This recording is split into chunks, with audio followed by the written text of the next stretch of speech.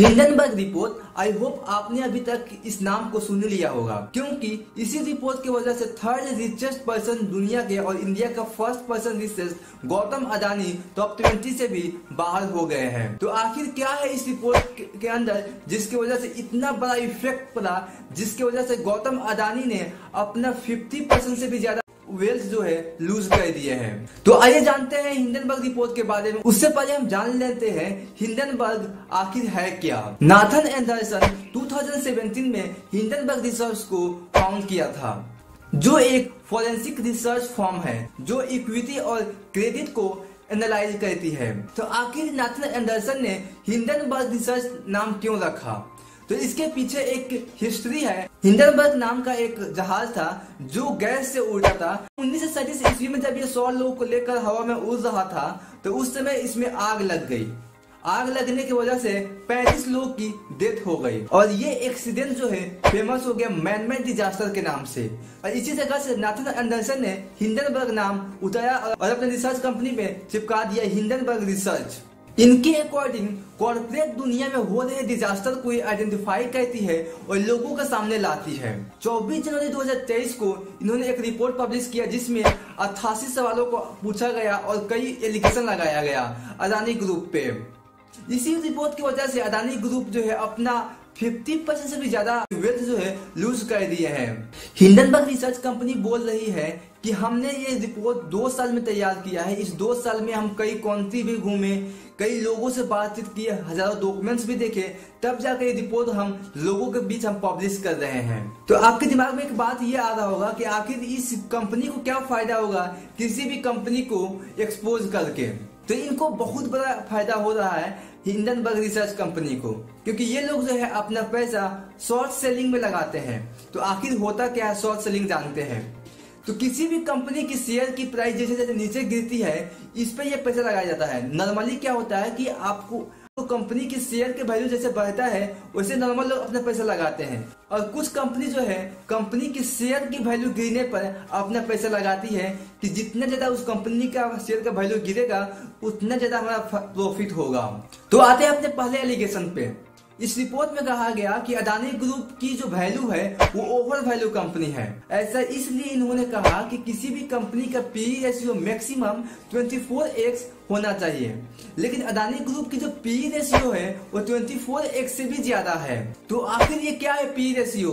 तो price to earn ratio, किसी भी कंपनी की शेयर आप कितना में खरीद रहे हैं और कितना में बेच रहे हैं, कितना प्रॉफिट में बेच रहे हैं, इसी के रेशियो को हम पीई रेशियो कहते हैं। और सेकंड अपना पॉइंट दिया कि इस कंपनी की करंट रेशियो जो है 1 से कम है, यानी 1 से कम है। तो आखिर क्या होता है करंट रेशियो? तो किसी भी कंपनी पे डेप्थ कितना है और जो कंपनी इनको डेप्थ दी है वो जब अपनी पैसे वापस मांग ले तो क्या ये कंपनी दे पाएंगे कि नहीं। तो आइए समझते हैं सिंपल भाषा में कि मान लीजिए कि आप किसी भी पर्सन से 100 रुपया लिए और 100 रुपया लेने से आप बिजनेस किया। अब 100 रुपया को 120 रुपया कर दिए तो आपका प्रॉफिट 20 रुपया का हुआ। जब ये थर्ड पर्सन जो है आपसे पैसा मांग लेगा तो आप आसानी से दे सकते हैं पैसा। वहीं आपका पैसा 120 होने के बजाय 80 रुपया हो गया, यानी 20 रुपया का लॉस हो गया। तो जब ये पर्सन आपसे पैसा मांगेगा तो क्या आप इसको दे पाएंगे 100 रुपया? इस पर्सन का डेप्थ कर्जा हटाने के लिए आपको और कर्जा लेना पड़ेगा और डेप्थ लेना पड़ेगा। तो यही अडानी ग्रुप की कंपनी का है। प्रॉफिट तो है नहीं लेकिन कर्ज बहुत ज्यादा है। अब एंट्री होता है विनोद अडानी जी का। विनोद अडानी जी गौतम अडानी जी की बड़े भाई हैं, जो 2022 में रिचेस्ट इंडियन एनआरआई में नंबर 1 पे आते हैं।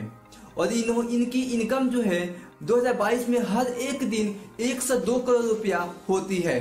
ये एक इल्यूसिव पर्सन है जिसके बारे में किसी को कुछ ज्यादा पता नहीं है। और ये इतना पैसा कैसे कमाए, तो इस रिपोर्ट ने बताया कि विनोद अडानी जी राउंड ट्रिपिंग करते हैं। इनके पास ऑफशोर कंपनी और सेल कंपनी है। ऑफशोर कंपनी का मतलब हो गया जो कंपनी इंडिया से बाहर है उसको बोलते हैं ऑफशोर कंपनी। और सेल कंपनी ऐसी कंपनी जो बस कागज पे एग्जिस्ट करती है, रियल लाइफ में वो एग्जिस्ट नहीं करती है, इसको बोलते हैं हम cell company. Hindenburg research company ने 38 कंपनी को आइडेंटिफाई किया ऑफशोर और सेल कंपनी के फॉर्म में, जो एक मॉरिशस देश में है, जिसे विनोद अडानी जी और उनके एसोसिएशन के द्वारा कंट्रोल किया जाता है। और जब इस कंपनी के बारे में पता करने की कोशिश किया गया तो इस कंपनी के बारे में कुछ भी नहीं मिला, ना ही इसकी वेबसाइट मिली, ना ही फोन नंबर मिला, ना ही फिजिकल एड्रेस मिला। इनका नेक्स्ट एलिगेशन है कि अदानी ग्रुप जो है अपने शेयर के वैल्यू जबरदस्ती बढ़ाया है। तो आप सोच रहे होंगे कि किसी भी शेयर का वैल्यू तभी बढ़ेगा जब डिमांड क्रिएट होगा। तो इन्होंने बताया कि डिमांड क्रिएट किया गया जिसकी वजह से शेयर का वैल्यू बढ़ा, और इन्होंने एक्सप्लेन किया। तो देखते हैं कि कैसे इन्होंने अदानी ग्रुप ने अपने शेयर का वैल्यू बढ़ाया है। विनोद अदानी जी जो अदानी के बड़े भाई हैं, वो अदानी फैमिली की प्राइवेट कंपनी, ट्रस्ट और ऑफशोर कंपनी में पैसा लगाती है, और ये सारा पैसा मॉरिशस फंड में जाता है, और वहां से सारा सारा पैसा अदानी ग्रुप के लिस्टेड कंपनी में पैसा लगाया जाता है, जिसकी वजह से डिमांड बढ़ती है, और डिमांड बढ़ने की वजह से शेयर की वैल्यू जो है बढ़ जाती है।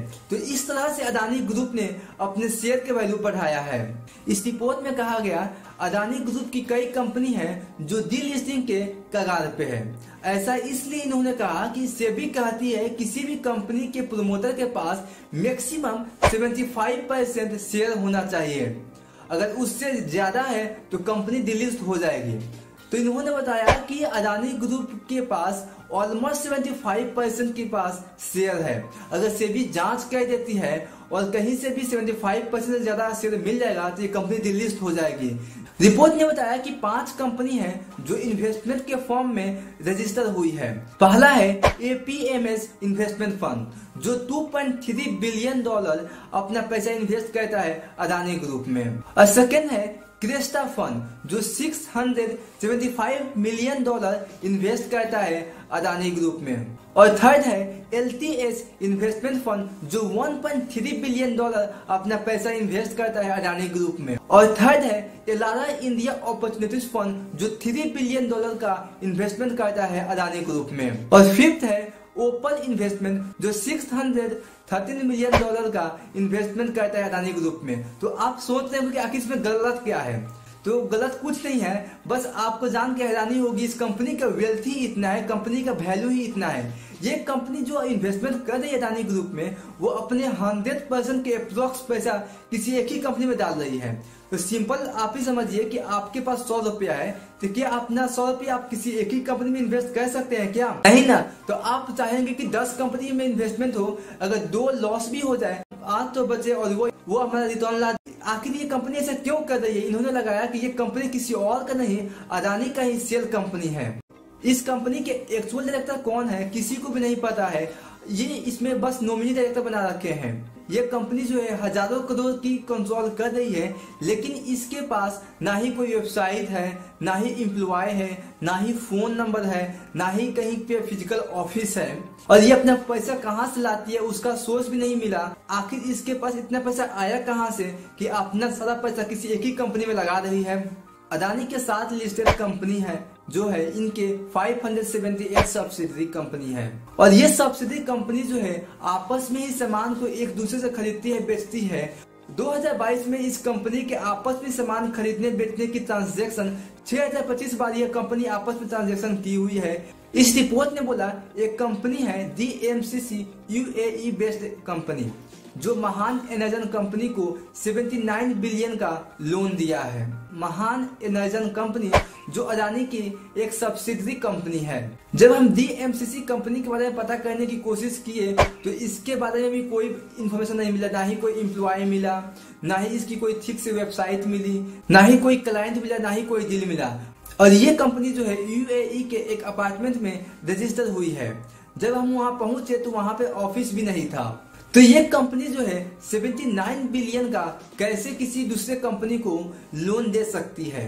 इन 2021 अदानी इंफ्रा जो अदानी प्राइवेट लिमिटेड की कंपनी है जो इसने लोन दिया अदानी इंटरप्राइजेस को 17.9 बिलियन का, और अदानी पावर मुंद्रा को 29.8 बिलियन का लोन दिया। अदानी इंफ्रा के पास इतना बड़ा अमाउंट कहां से आया? जब रिसर्च की तो मालूम चला अदानी इंफ्रा को 2021 में 3 कंपनी ने मिलकर 79 बिलियन का लोन दिया था, जिसमें से फर्स्ट है रहबर इंफ्रा, सेकेंड है गार्नियर ट्रेड एंड इन्वेस्टमेंट, और थर्ड है माइलस्टोन ट्रेड लिंक। लेकिन इन तीनों कंपनी का भी ऐसे ही है, ना ही कोई एम्प्लॉय है, ना ही कोई वेबसाइट है, ना ही कहीं ऑफिस है, कुछ भी नहीं है इस कंपनी का। एक कंपनी है रेबर इंफ्रास्ट्रक्चर प्राइवेट लिमिटेड, जो खुद कह रही है 0 एम्प्लॉय है। इसके पास कोई ऑपरेशन नहीं है, कोई इंफ्रास्ट्रक्चर नहीं है, इसके बावजूद भी ये 15 बिलियन का लोन कैसे दे सकती है। और रिसर्च किए तो मालूम चला कि इसके 2 डायरेक्टर है जो 50-50% शेयर जो है होल्ड करते हैं, जिसमें जो पहले पर्सन है वो लक्ष्मी प्रसाद चौधरी, जो 2013 में अडानी ग्रुप के कंपनी के डायरेक्टर रह चुके हैं। और दूसरे पर्सन है वो योगेश श्यामलाल शाह, जो पहले अडानी ग्रुप के 3 कंपनी में डायरेक्टर रह चुके हैं। तो दोस्तों ये रिपोर्ट यहीं पे समाप्त होती है। आई होप आपको ये वीडियो काफी पसंद आया होगा, कि आप जान गए होंगे कि आखिर हिंडनबर्ग रिपोर्ट के अंदर क्या है, जिसकी वजह से गौतम अडानी जो है टॉप 30 से टॉप 20 से भी बाहर हो गए हैं। तो फिर मिलते हैं आपसे नेक्स्ट वीडियो में, तब तक के लिए बाय बाय। अगर आप नए हैं तो चैनल को सब्सक्राइब कीजिए और वीडियो को लाइक कीजिए।